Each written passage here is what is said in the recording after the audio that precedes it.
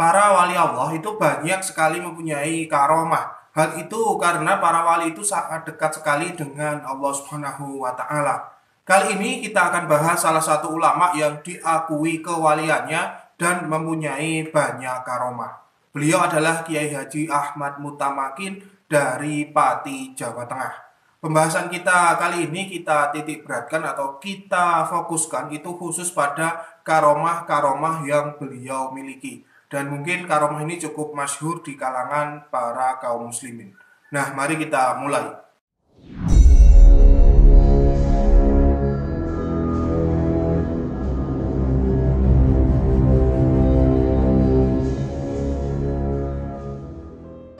Bismillahirrahmanirrahim. Assalamualaikum warahmatullahi wabarakatuh. Alhamdulillahirrahmanirrahim. Wassalatu wassalamu ala asrafil anbiya wal mursalin wa ala alihi washabihi ajma'in. Amma ba'du. Allahumma shalli ala sayyidina Muhammad wa ala ali sayyidina Muhammad. Rabbi shrah li sadri wa yassir li amri wahlul 'uqdatam min lisani yafqahu qawli. Raditu billahi rabban wa bil islam dinan wa Muhammadin nabiyyan wa rasulan. Rabbi zidni ilman warzuqni fahma. Amin. Selamat datang, selamat berjumpa kembali para pemirsa sekalian di channel Spiritual 21 Investigasi Supranatural Tanpa Batas. Kiai Haji Ahmad Mutamakin atau sering disebut Mbah Mutamakin adalah putra dari Sumo Hadinegoro dan ibunya itu Putri Raden Tanu berasal dari Persia, keturunan Sayyid Ali Bejagung. Beliau itu lahir di Tuban, Jawa Timur serta meninggal itu di Desa Kajen, Kota Pati, Jawa Tengah. Beliau ini dikaruniai 3 orang anak.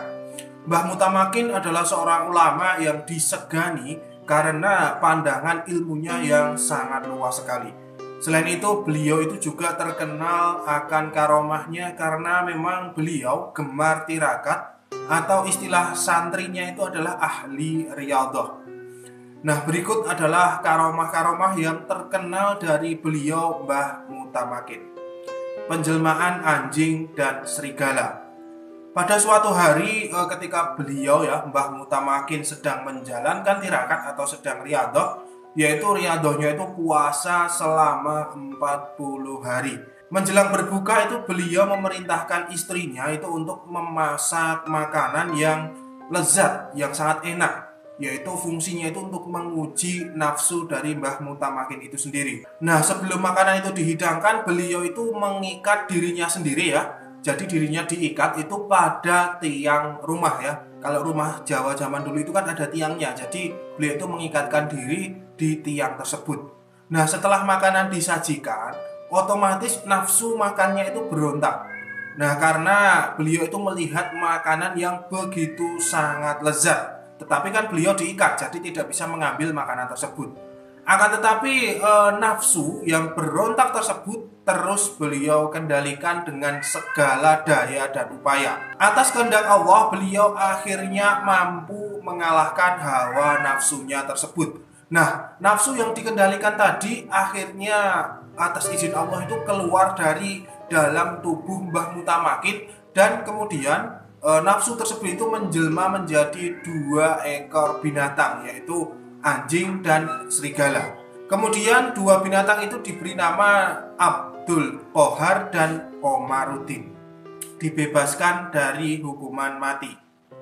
Karena gemarnya Mbah Mutamakin nonton wayang dengan lakon Bima Suci dan Dewa Ruci, serta beliau itu sering menamai binatang dengan nama manusia. Hal itu membuat geger dan gempar masyarakat, terutama di kalangan para ulama, sehingga membuat mereka itu ingin mengadili beliau karena perbuatan beliau itu dinilai melanggar syariat Islam.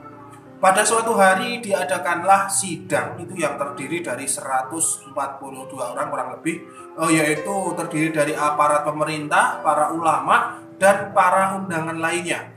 Sidang tersebut membahas tentang vonis hukuman mati bagi beliau Mbah Mutamakin, yang mana beliau itu dinilai sekali lagi dinilai melanggar syariat Islam. Namun pemirsa sekalian, Mbah Mutamakin tetap tenang dan tetap berwibawa.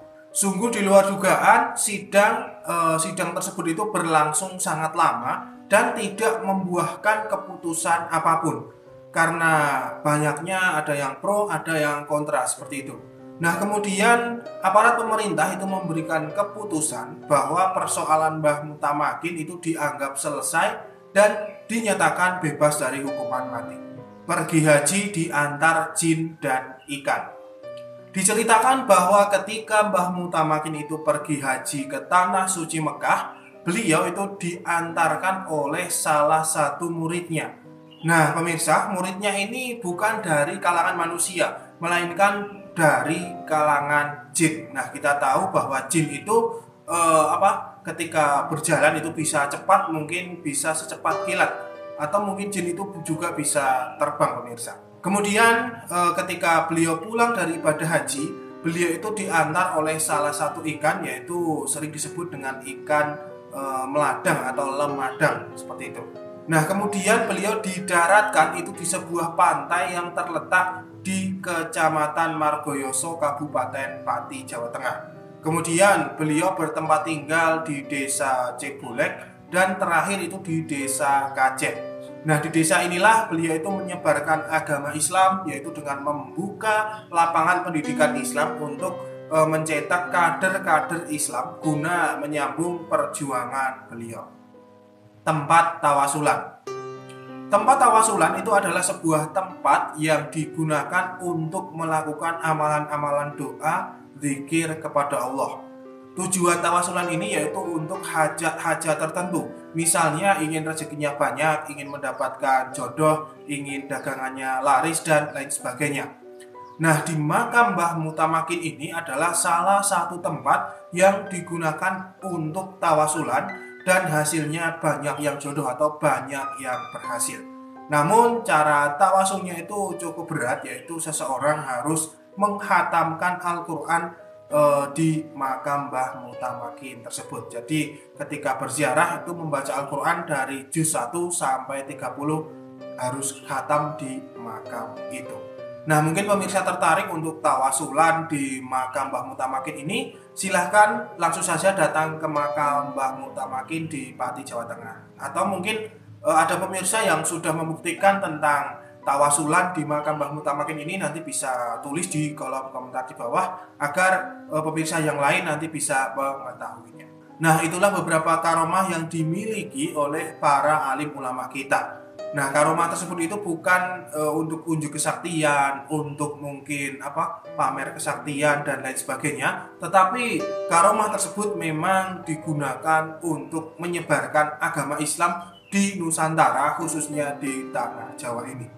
Nah, semoga sajian ini bermanfaat bagi para pemirsa sekalian. Saya Patih Nur Alam undur diri, kurang lebihnya mohon maaf. Subhanakallahumma wa bihamdika, asyhadu an la ilaha illa anta, astaghfiruka wa atubu ilaik. Alhamdulillahirabbil alamin, wabillahi taufiq wal hidayah, wa ridha wal inayah. Wassalamualaikum warahmatullahi wabarakatuh. Salam spiritual.